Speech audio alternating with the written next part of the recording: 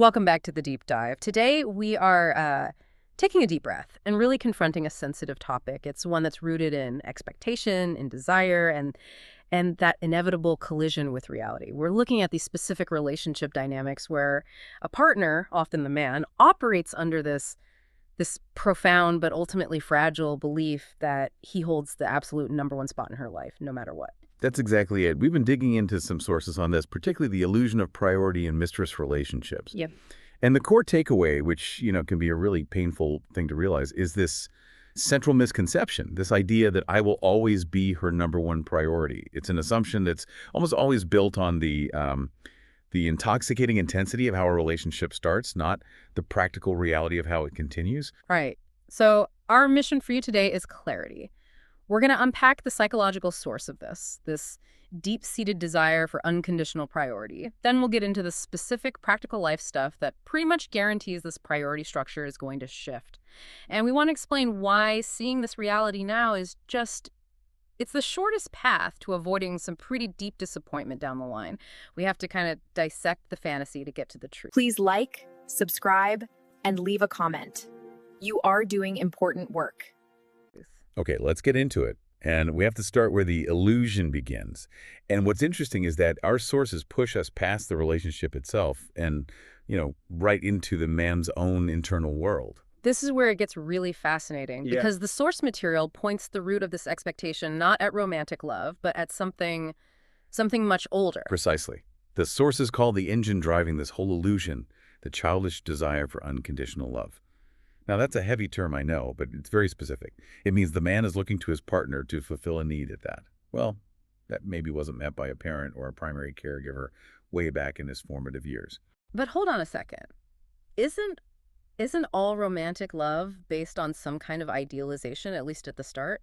Where do the sources draw the line between, a healthy desire to be loved and this childish need for unconditional love? That distinction is absolutely crucial. You see, healthy idealization in adults is temporary. It's conditional. It recognizes flaws. It's balanced by compromise. This childish desire, as it's described here, is absolute. It shows up as this expectation that your partner will admire you endlessly, hang on your every word, and see you as the absolute center of her universe with, zero need for negotiation or criticism. That expectation to be the absolute center of someone's world, that's just fundamentally incompatible with the reality of two adults leading their own complex lives. It sounds more like the dynamic between a parent and a totally dependent child. You've hit the nail on the head. That's exactly it. The sources explicitly trace this back to unresolved issues from childhood parental relationships. Yeah. The man is, on a subconscious level, seeking that very specific, validating, unconditional caregiving dynamic. And what's maybe most surprising here, and definitely worth noting, is that this need, it doesn't just go away with age. The research shows this search for parental love is still happening in adults who are well into their 50s and even beyond. Wow. That is profound. Imagine carrying that heavy, decades-old psychological weight, that need for total validation, and just projecting it onto a new relationship. It almost sets the dynamic up to fail from the get-go. No adult partnership, no matter how passionate, can sustain that. That's exactly. Yeah. The foundational reality check is this. Mature adult relationships are negotiated. They're complex. They are conditional. They involve compromise and, constant reprioritization. Yeah. The moment a man expects his partner to always put his needs, his feelings, or his desires ahead of her own life, her own responsibilities, or especially her children, he's crossed the line from seeking a partner to seeking a surrogate caregiver. Okay, so if that psychological foundation is so unstable, what happens when the relationship actually leaves that initial super intense phase? How does this illusion of priority even show up before it, inevitably falls apart? That's where we get to a really useful concept from the sources. They call that intense initial phase the demo mode. Demo mode. I like that. It's a great analogy. It suggests, top performance, all the best features available, but only for a limited time. It's not the default setting. It perfectly captures it, doesn't it? The temporary nature of that initial burst. During the flirting and courtship phase, a woman might be, completely absorbed by the man. This is the stage where he feels that priority he's been craving. She's showering him with compliments. She's highly available. The romance is nonstop. The passion is maximized. For a short window, he is the center of her world. So a demo mode is basically the peak fulfillment of that unconscious search for that parental validation. But what exactly shuts the demo mode down? Is it just like boredom?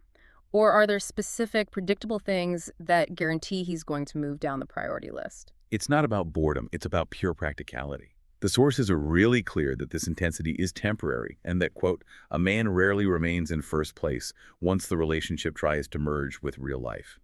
That psychological bubble it bursts against the sharp edges of responsibility. Let's spend some real time on these shifts because they are the core practical takeaways here for anyone listening. What's the first and maybe the most certain change in priority? The first, and easily the most powerful, is children from a previous relationship. If she is a mother, that child almost always becomes her main focus. It supersedes the romantic partner, unequivocally. And this isn't just an emotional thing, right? This is a massive reallocation of actual resources, time, emotional energy, money, planning. Oh, absolutely. Yeah. Just think about the logistics. If her child needs a ride from school or has a doctor's appointment or is having some kind of emotional crisis, her attention is non-negotiable. The man who once got all her free time suddenly finds that, 6 to 9 p.m. is for homework and dinner and bedtime routines, not for him. Her loyalty, her focus, her energy, it all naturally diverts to her kid, and the man has to yield that space. That is a very stark reality. And if the relationship goes further and they have a child together, does that just magnify the shift? It solidifies it permanently. When they have a child together, that new child will take center stage. The relationship itself fundamentally shifts from a passionate pairing to a parental unit, a collaborative team. The priority changes from two adults centered on each other to two adults centered on this new life they have to sustain. So that expectation of endless admiration and constant availability, the hallmark of the demo mode, it cannot coexist with the reality of sleepless nights and baby monitors and all the demands of being a new parent. Precisely. Yeah. That's the non-negotiable reality of it. Yes. But even if children aren't in the picture, there's a third element of priority erosion that is just inevitable. Which is what? Just the general exhaustion of keeping up the act? Yes. The sheer energy it takes to sustain demo mode it's unsustainable. Over time, she will naturally have less energy, less time, and frankly, less drive to maintain the exact same emotional and sexual intensity as in the early days. Daily routines, work stress, household stuff, these all drain the emotional battery that used to be exclusively dedicated to him. So the man who thought he was getting this permanent, unconditional relationship finds himself with a partner whose energy is now finite and has to be split between a dozen different things. The key understanding, and it's meant to be sobering but also clarifying, is that what's happening now is temporary. He will not remain on that pedestal because life and responsibilities and practical concerns, they inevitably strip away the illusion. That feeling of being number one is, by its very nature, perishable. Okay, let's shift focus a bit to the very beginning of these relationships, because the context of how they start often contributes to this illusion of permanent priority. I mean, if it starts with this massive high-energy focus, it's easy to believe that's how it's always going to be. And this brings us to what the sources say about intentionality. We have to consider the perspective on how the mistress in this dynamic actually enters the man's life. And I should say, this part can be complex and sometimes a bit controversial. So what do the sources note specifically about how these relationships are often initiated? The finding is that it often happens, and they're careful to say it's not always the case, that a mistress deliberately inserts herself into another man's family, even if the story she tells later is that it was all an accident or, fate. When you say deliberately inserts, what does that actually look like? Are we talking about some kind of complex strategic plan? Not always. Not like a complicated plot. It's more about a focused awareness and using specific tools. It's using looks, gestures, a certain style of communication, and targeted attention to attract someone who is already in a partnership. The crucial insight here isn't necessarily about malice, but about the awareness of how flirting works and the intentional use of attraction signals. Signals designed to start a dynamic that promises to fulfill that very need for high priority we've been talking about. So the initial phase isn't just some spontaneous spark. It's an application of intense directed focus that's designed to pull someone away from their current situation. And that level of focus and energy is exactly what creates the illusion that he is and always will be her highest concern. Exactly. The woman is well aware of the power of that initial high-octane focus. That demo mode priority is, in large part, a function of the intentional effort it took to shift his attention in the first place.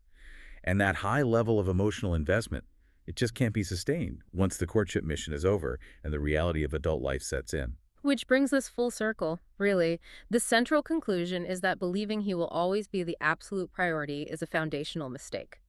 It's an illusion built on a deep psychological need, that need for unconditional validation. And its collapse is pretty much guaranteed by the practical, everyday factors of adult life, time, and especially children. The critical choice for anyone listening is to just acknowledge this reality now.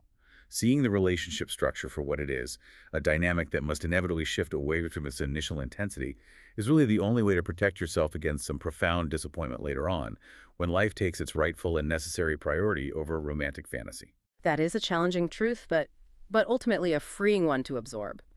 We've moved from the psychological route, that search for unconditional love, through the guaranteed collapse of the demo mode, and ended with the intentional dynamics that set up this temporary high in the first place. And if we tie this whole conversation back to where we started, that unconscious search for parental love, it brings up a necessary and final thought for you, the listener. What's that final question we should be asking ourselves? If the disappointment you're feeling, or maybe that you're afraid of feeling, comes directly from the relationship failing to deliver that total unconditional validation that you may have missed in childhood, how much heartbreak can you avoid by just identifying and addressing that specific childhood desire internally? Can you find ways to fulfill that need for self-acceptance on your own instead of expecting an adult partnership, which is fundamentally designed for negotiation and compromise, to act as a zero-condition caregiver? The distinction between addressing an internal need and expecting an external partnership to fulfill it, that might be the biggest takeaway of all. Something really powerful for you to think about as you move forward. Thank you for joining us for this deep dive. Please like, subscribe, and leave a comment. If you want to overcome betrayal, break toxic cycles, take control of your relationship choices, read How to Deal with a Love Triangle. The link is below the video.